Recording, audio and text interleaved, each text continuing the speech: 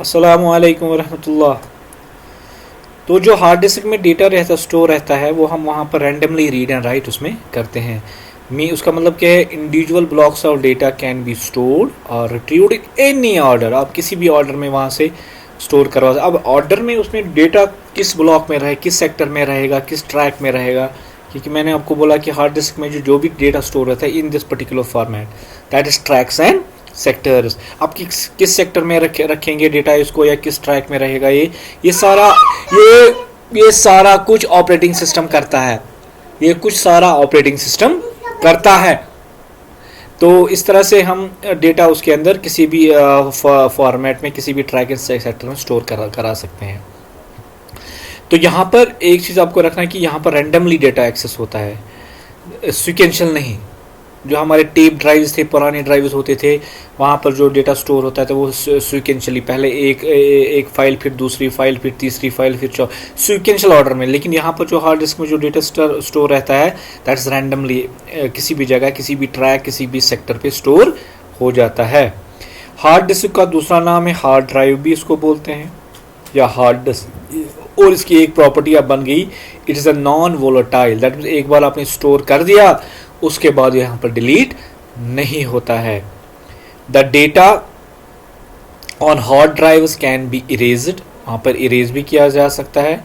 या वहाँ पर एक चीज़ है, जब भी हम इरेज का मतलब होता है कि हार्ड डिस्क में डेटा को रिमूव करना है। एक्चुअली डेटा कभी रिमूव नहीं होता है। एक बार आपने हार्ड डिस्क में डेटा डाल दिया फिर आप उसको डिलीट नहीं कर पाते हैं। एक्चुअली क्या करते हैं, फिर उसी जगह हम दूसरी फाइल को ओवरराइट कर सकते हैं। सो डिलीशन तो कंप्यूटर के कंसेप्ट में नहीं, लेकिन जब आप डिलीट करते हो आपको लगता है कि वो डिलीट होगी, तो एक्चुअली मेमोरी में कोई चीज़ आता है वो डिलीट नहीं होता। हाँ, उसी जगह हम कोई और डेटा ओवरराइट कर सकते हैं। Hard drives come with many different capacity. जैसे आजकल हार्ड डिस्क जो हमारे पास अवेलेबल है वो in the form of terabytes आ जाती है। Now these days we have hard disk in the form of terabytes. इससे पहले हमारे पास अवेलेबल थी जिसको हम बोलते हैं फ्लॉपी डिस्क। अब वो ऑब्सलीट हो गई, अब अवेलेबल मार्केट में नहीं है, क्योंकि उसकी कम बहुत कैपेसिटी थी। मेगाबाइट्स में कैपेसिटी होती थी। जैसे उसका साइज़ होता है 5.25 या 3.5 इंच की होता था, तो उसका जो साइज़ होता था वो कम, लेकिन वो फ्लेक्सिबल होती थी। फ्लॉपीज़ उसमें भी यही है कि उसके अंदर जो डेटा स्टोर रहता है वो भी ट्रैक्स एंड सेक्टर्स में स्टोर रहता है। That's having the Mylar plastic circular ring उसमें होता है, वो इसमें स्टोर हो जाता है। तो इसके अंदर भी जो पुराने ज़माने में हम इस्तेमाल करते थे उसके अंदर भी, अब तो है नहीं मार्केट में available because of less memory space, और वो ज़्यादा से मैक्सिमम वो डैमेज होती थी। The two of the most उसमें साइज़ ये है, due to the size and portability they were the most popular at that time, because वो पोर्टेबल हम एक जगह से अपने मतलब ले जा सकते थे, दूसरे सिस्टम में डाल सकते थे, जस्ट लाइक पेन ड्राइव उसके बाद आ गई। However today because of the limited capacity and reliability of the, लेकिन फ्लॉपी डिस्क ज़्यादा से ज़्यादा अक्सर वो ख़राब होती थी, जल्दी ख़राब होती थी।